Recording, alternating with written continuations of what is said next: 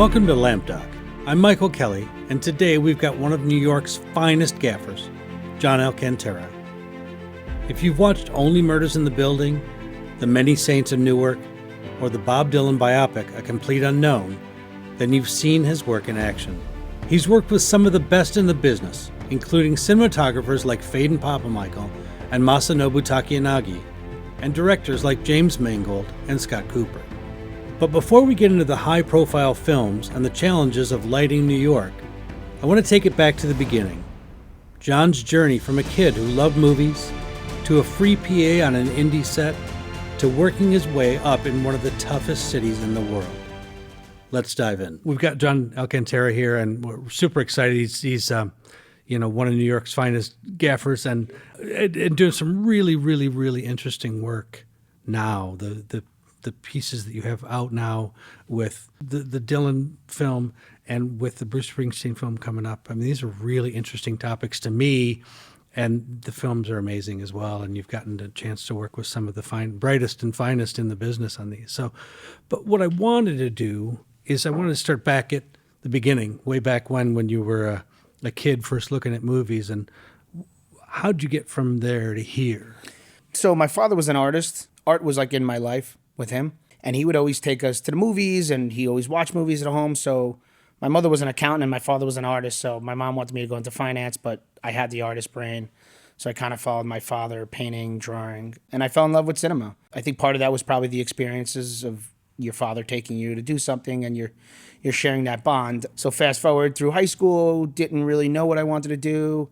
New film was somewhere in the mix. Wanted to be on the West Coast. So I applied to a bunch of film schools, didn't really get in. My parents were very hesitant sending me to the West Coast anyway, because I'm a bit of a knucklehead at 18. Which one of us isn't? Yeah, exactly. So then I ended up at a college on the East Coast called Rider University, and kind of ran a TV studio for them. And the teacher there kind of taught us some fine points of stuff, but they didn't have a traditional film school.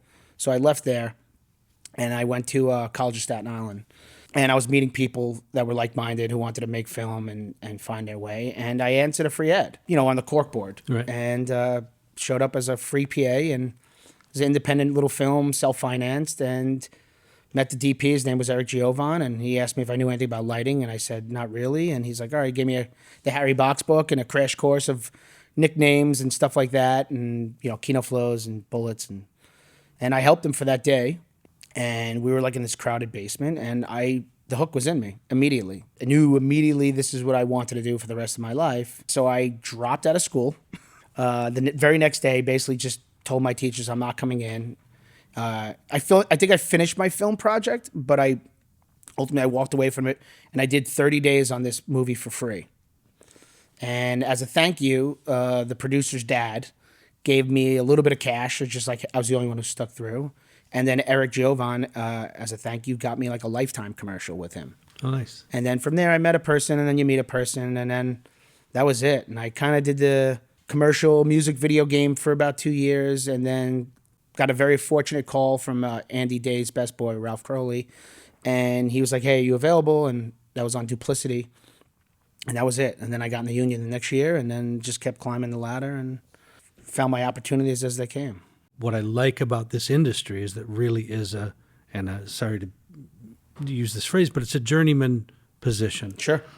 Almost nobody walks into a room fresh out of college as a gaffer. It just system doesn't work that way. And that's really good because you're forced to learn your craft as a young person and work your way up to a gaffer. So if you can sort of explain that path for you. I agree with you on that. I think it is a craft, and there's enough technical knowledge that you have to learn, can only be taught hands-on. You can read it all in a book now, but really getting your hands on the lighting, getting your hands on the stuff, the cable, and all that, that's the only way to learn. So for me, being very fortunate that when I met Andy, and then very quickly after that met John Velez and Jay Fortune, I was already kind of working at an echelon of really great gaffers in New York, and on great projects. So I was learning from what I considered the best, and on fun projects with big DPs, Robert Elswit and Vittorio Serraro and Florian Ballhaus. And so you learn. and that you have to show up and you work hard and you listen as a young technician, and then you learn your craft and then you kind of figure out what you want to do with that. You know, some people want to stay just lamp ops. Now this programming is a big thing now, Sure. and there's many avenues. Yeah. What were your early opportunities to start working as a gaffer? How'd you start to make that transition? Because that's sometimes for people, that's a really big leap. For a long time, I thought I was just going to best. And I really loved the idea of besting. And I did it for about 5 years for Charlie Grubbs. But I love the idea that you can now kind of put your hands on all departments and let the gaffer be on set with the cinematographer, dealing with the things they have to deal with, and then kind of me controlling the ship. I mean, that's how I like to do it. I know everyone's different. So for a while, I didn't even think I wanted a gaff. And then Charlie got called for Homeland with David Klein, and we ended up doing a lot more tandems on that than was originally scheduled. And he's like, "Hey, do you want to gaff it? If not, then we'll bring somebody in and you just stay the best." I said, "No, let me give it a try." So one day turned into two, and then next thing you know, I almost did half the job as the tandem gaffer. Right. And once the hook was in me on that, I was like, okay, I think less about the control, more about the creativity of it all.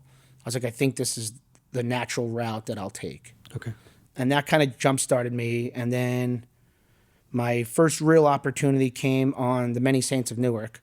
Sean Sheridan was the gaffer, and they had a fair amount of second unit work. And I knew Sean a little bit, and he tapped me on the shoulder and he said, "Hey, do you want to do the second unit gaffing?" And that was I think that's my first official gaffing credit. Nice. And that kind of, once again, then opportunity after opportunity, and just kind of got lucky.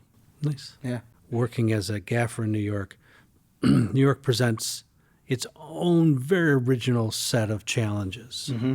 I mean, obviously, people shoot in New York because it's New York. Right. They don't shoot in New York to make it look like anything else. Right. They want that texture. They want that flavor. That energy. And the energy, and that's what makes it such a magical place. I mean, there's really nowhere else like it. But it also represents a lot of challenges logistically. Yeah. What are the ways that you deal with that New York texture that presents both beauty and challenge at the same time? You know, a lot of it is trying to take away light. Right. It truly is, because there is just, especially if you're on the island of Manhattan, it's just light everywhere. There's, everything's now gone from the sodium to these, high efficiency LED. For safety reasons, there's more probably street lights than there ever was, every building, storefronts. So it's really comes down to, from a creative standpoint, for me, it's control. How much can we turn off? How much can we just naturally get away with at the stop we're at? Working with the DOT on street lights. In New York, it's been great. They've kept a lot of old heads around. So if you're doing a period movie, you can switch them out if you so choose. You lose the control. They'll let you hang your own heads. Right.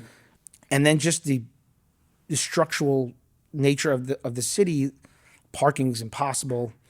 So van jennies are very popular. Right. They're very particular about how you run your cable. So there's a lot of nuances that you have to go through with locations to even pull it off on a night exterior on a city street. You know, bike lanes everywhere now. And first things I usually do is, right after we scout, we sit down, my rigging gaffer and I will sit down with locations and be like, these are, this is our checklist of wants and needs, and this is where we really can't give up anything. Right. We could be flexible here and there, because you kind of have to play a bureaucratic game with the city. Right.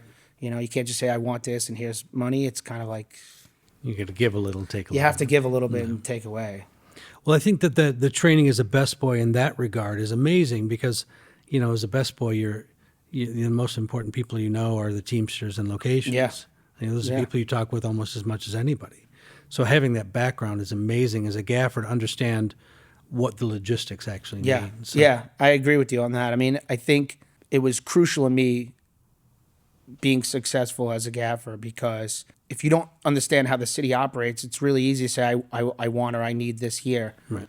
And if you don't know little shortcuts or ways to get that, you're just going to feel like you want to slam your head against the wall, because it can be a frustrating experience at times. But now in New York, you've got almost competing tax incentives between New York and New Jersey. Mm-hmm. So it's an even more interesting mix now, with New Jersey trying to pull more work. Yeah. And New York still being busy. It's really, it's an exciting time to have two entities working really hard trying to have film production be in your area. So and New York they announced it hasn't been passed, but they are changing the way they send out their monies to match New Jersey. I think they're taking away the cap, and I think they're taking away, they're adding a bunch of these little like perks. Right. So then they can get some of that work back. Because ultimately it is the same labor pool and the same equipment pool. Sure. But ultimately, from a government standpoint, it's how they're paying out the studios. Right.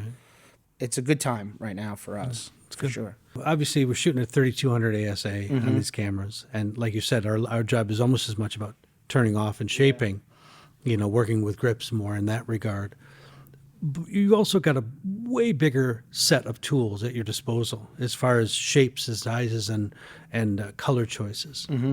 So how was that transition from big tungsten, big HMI, to Kino to LED now shaped the way you're doing work in oftentimes very cramped quarters and stairs and things that big heads would have been more difficult with? Impossible. When we're on the streets, I still mix in a little bit of tungsten for depth, just because it'll give you the light output if you're still trying to uplight a building if you need to. Darker tones to that building might need a little bit more than an LED has, even with the hyper optics and all that, just that the fall off is so quick and it to suck so much of that light. Because it is such a heavy location town, and when you want that feel and you're in a 7-story walk-up apartment and it's all real and you can't screw into everything, I think flexibility and lightweight things like an Astera Titan tube and light mats and all, Roscoe dashes, like supplementing practicals, it becomes key. Yeah. And it's less about broad strokes and more about just kind of like finding where those pockets are. You can kind of shape it and then, remove it. But it's cramped. It's all very cramped in New York. Right. And again, like that's still part of the flavor. Yeah, sure. Great. What's your favorite part about working in New York? I think overall the crew in New York is great. Everyone works so hard and wants to be there. And, we've grown as a community as well. You have a lot of people who truly have great aspirations to be great at their job. And whether that means that being good at their job as a third makes them a best boy or a gaffer, I think that's one of our New York strengths. And I like the challenge. I like that it's not repeatable. So you're going to go to a street corner on one job and you're going to handle it one way, and then you're going to go on the next job and you're going to handle it another way. And it'll bring forth different challenges. And I think I like the challenge of knowing it's just not easy. Well, it certainly separates sort of the wheat from the chaff. Yeah. When you're able to continually work in an environment that is challenging. Yeah. It really does sort of separate those who can endure and come up with clever ways to achieve things that maybe nobody thought was possible. Yeah. As far as I'm concerned, there's no problems because all we do all day And solve them. is find solutions. Yeah. So if everything's a problem, then that's again, like that's a real drag way to approach your craft. Yeah. You have this massive city with RF interference everywhere, whether it's cell phone towers on top of rooftops, because you obviously can't have poles, so they're buying up all these rooftops to have cell service and wireless service. So having like a wireless infrastructure on a city street in a very congested area creates an interference. So we hardwire as much as we can, and then to jump the streets, because you can't cross, we get permission to put nano beams like as high as we can get them on street corners and, above the stop signs and stuff. And, just zap across, a 4-lane, Park Avenue or something like that. Right. And then pick up the network on that side, to take over whatever LED controls on the other. A big leap in your career was Only Murders in the Building. Yes. I'd love to hear your approach to that show because it really seems like an interesting place to go. Only Murders in the Building started after COVID. The COVID deal was, had us come back to work. Chris Teague was the cinematographer. He called me up. He got my name from a friend, and I was obviously available. So once I landed the job, we went right into prep. Like, it was very quickly. Like, hey, you available? Let's do an interview. And then boom, you got the job. Hey, come into the office. We're going to do a walkthrough next week. What that job did, because of COVID and probably all the rules, it had a tremendous amount of prep. It had about 8 weeks of prep, and I was on, which is great for a TV show that you don't normally get that. But what they were trying to do is to protect Steve and Selena and Martin Short was we shot on stage almost entirely. And they wanted to build as many sets as they can, so then we didn't have to go into the public during the COVID pandemic. So that took a lot of prep to make sure everybody was on the same page. So that was fun because then Chris and I were able to sit down with the production designer and set deck and art department and pick practicals and have literally just lighting meetings for a whole day where we'd walk through a warehouse and be like, we love that lamp, we like that chandelier, we love it, but we're going to rewire it, we're going to do this, we're going to do that. And I got to help place everything on that set, lighting-wise, you know, from sconces to chandeliers to little secret corners of LED tape that we knew. Because that was the other thing, they wanted it to feel like we shot on location. Right. They were only choosing that because of COVID. Right. Which is fun because normally you don't get that time to be that in the mix. No, almost never. Right. So that was a lot of fun. That team is a blast, and they were a lot of fun to have around, and they made us laugh all day on set and made our job a lot easier. That does shorten a day quite a bit. For sure, yeah. So what tools on that show were new to you that you were using for the first time? The Cream Source Vortex 8 came out on that show.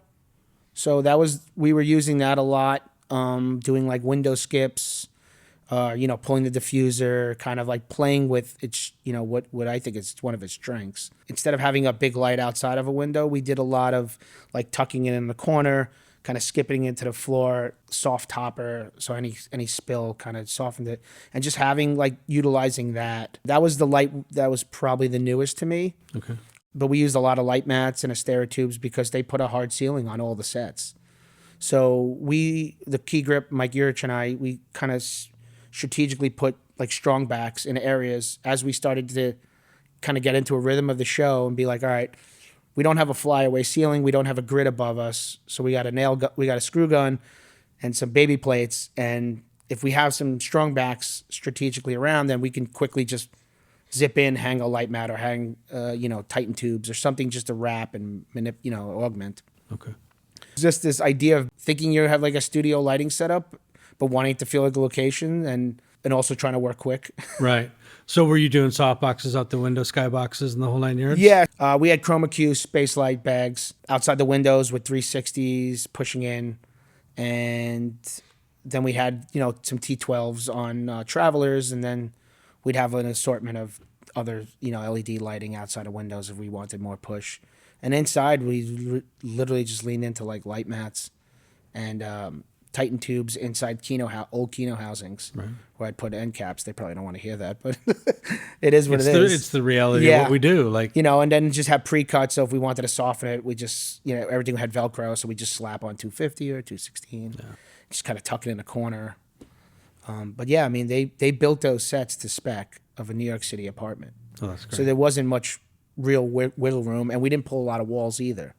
So a lot of it was just like if you were on location, we just like, all right. Oh, so you couldn't even pull the ceilings up if you wanted to? No, they were hard ceilings. Wow. It was literally like we were on location. It's kind of cool. It's very cool. I talked to Chris Teague, and I'd be like, all right, we'd set the shot. I'd be like, can you just give me a little bit of that wedge so we can just have like a soft, little wrap? And just because we're like into window backlighting and all we have is this one practical, and it's kind of so. Yeah. In a weird way, it was a great experience because it had all the challenges of being on location, but being in a studio during COVID. So we didn't, we still had to wear the masks and stuff, but it was a lot more like comfortable. You weren't out in the middle of the summer with them. Yeah, we weren't out in the middle, moving trucks or doing night work and stuff like that. So how much of that show did you shoot on location? If for season 1, it was probably about 90% studio, 10% location. Okay. A couple of exteriors to sell the building. They live in that beautiful kind of old New York style like apartment building. A couple of diners just to they just couldn't build it. We just ran out of room. So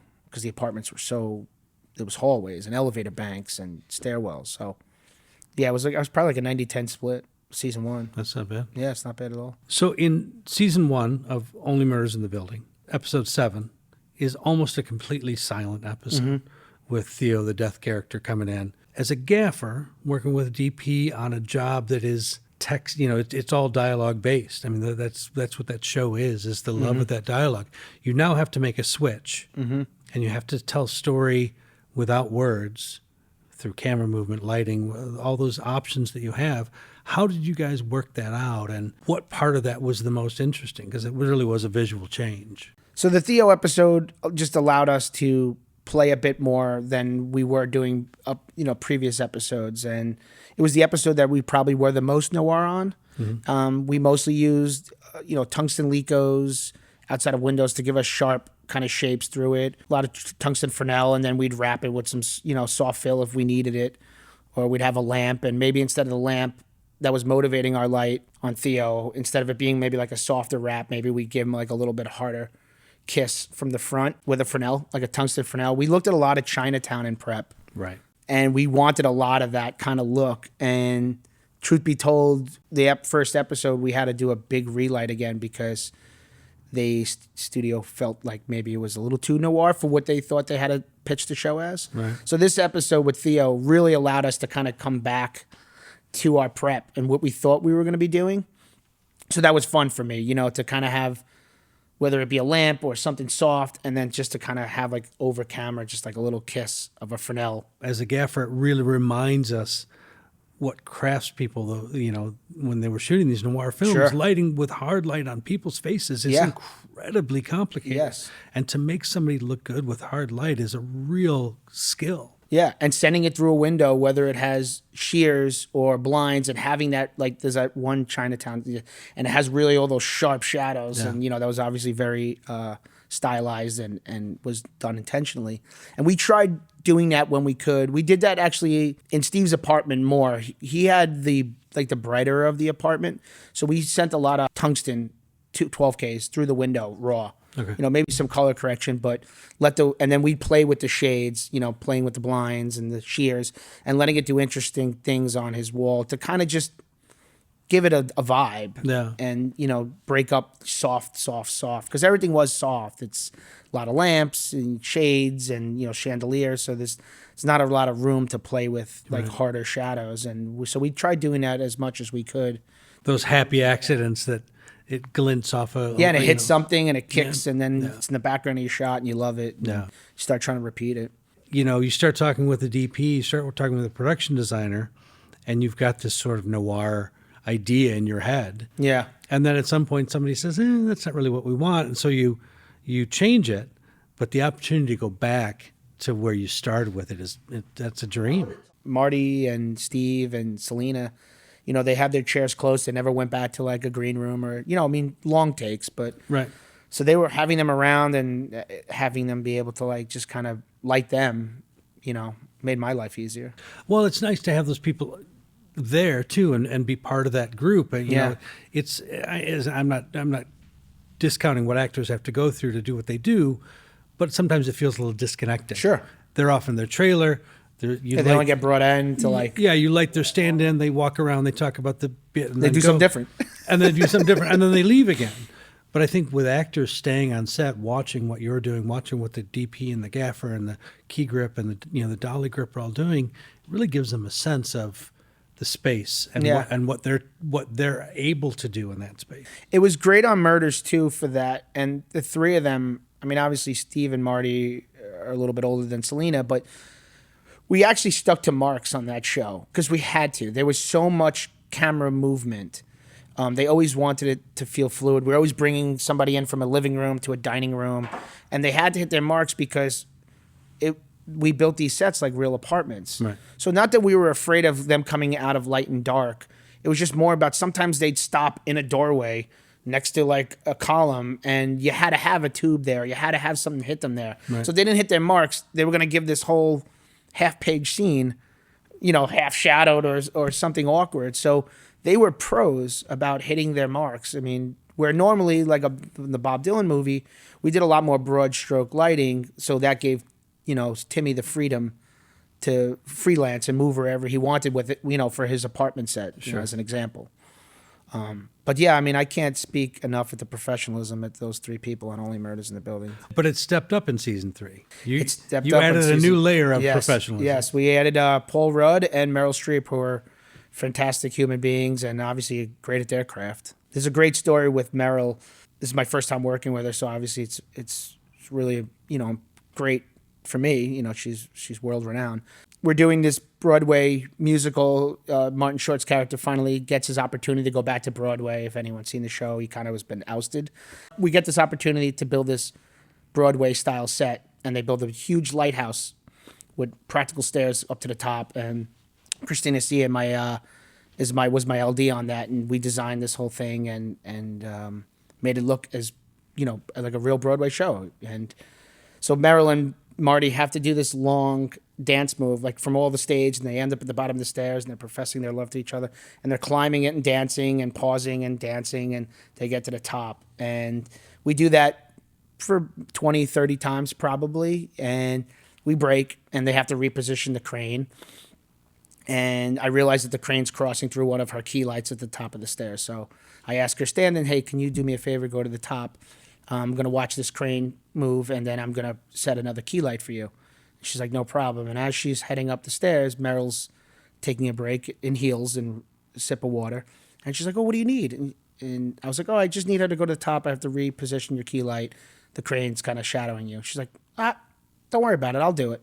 I was like, no, let her do it. You just dance. She's like, I got it. And she walks up all the stairs again, gets to the top railing. You asked me where exactly she needs to be. And I watched the crane, cross the shadow. And I said, all right, turn that one off. Let's flip the key to the other one. It's not going to interfere. And once that was set, I said, all right, thank you very much. And she walked right back to the stairs, sat down, had her bottle of water, never left set. And it was just a fantastic experience to see how prepared she was and how professional she was at her job. And those stories, those anecdotes makes me want to work harder. It's a motivator. And I think when she doesn't leave set and she's sitting on the steps of the set and she's working her tail off and dancing and in heels, like there's no reason I should be, selling it short either. Right. But as a gaffer, you've done the prep work. You and the DP have worked together to create arrangements so that you can move her key light in a very short amount of time. Yeah. So as an actor, she's got to appreciate that too, that the work that she's putting in, she's not having to take 30 minutes for a relight. Sure. It's taken 5 minutes for you to readjust that key and then go. Yeah, and on that show too, there was a lot of work in a small amount of time. I mean, the budgets grew as each season went, but time was still a problem with how much page work we had to do. So whether it was, Christina and I, putting a tremendous amount of Broadway style lighting up there, or, building in as much as we can to some of these sets, we always had to be able to move fast because it was an ensemble piece too. Right. We always had a lot of dialogue scenes. It wasn't one person. A lot of time it was the three of them. It was a lot of coverage, traditional coverage. So we had to be fast and flexible. And that's really where we leaned into the technology of today, which was, light mats, a lot of Titan tubes, Felix lights that we were bouncing up, just a little bit of fill when we needed it, and practicals. Yeah. And practicals. Well, the ability to grab a tool that's battery powered, it's coming in, you're already telling the programmer what color temp you want it, what percentage you want it to, and all you're waiting on is a place to put it. And that doesn't take very long either because you get into this rhythm. It's amazing. Yeah, and then you kind of find what you get your creature comforts, and you know what lights are good. The lights that the DP are very comfortable with, but also like lights you could set up quickly, will give you the quality of light you need, and just move fast. I mean, that's kind of was the name of the game on a lot of shows, but that one in particular because Steve and Marty don't really want to work super long hours, so our lighting setups aren't, we're not gifted tremendous amount of time to get it done. Right. So was a little bit of a rinse, wash, and repeat in a lot of the sets, which is, you craft a look and you know what works and doesn't, you kind of stick to it to make the day. Right. While also trying to make it look as visually, good as possible. And that's where it all started for John Alcantara.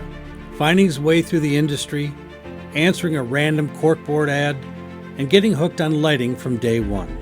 That passion turned into years of hard work. Learning the craft from some of New York's top gaffers, and ultimately carving out a name for himself. But we're just getting started. In part 2, we'll get into the big projects, the Bob Dylan film, and what it takes to make a movie feel real. Stick around.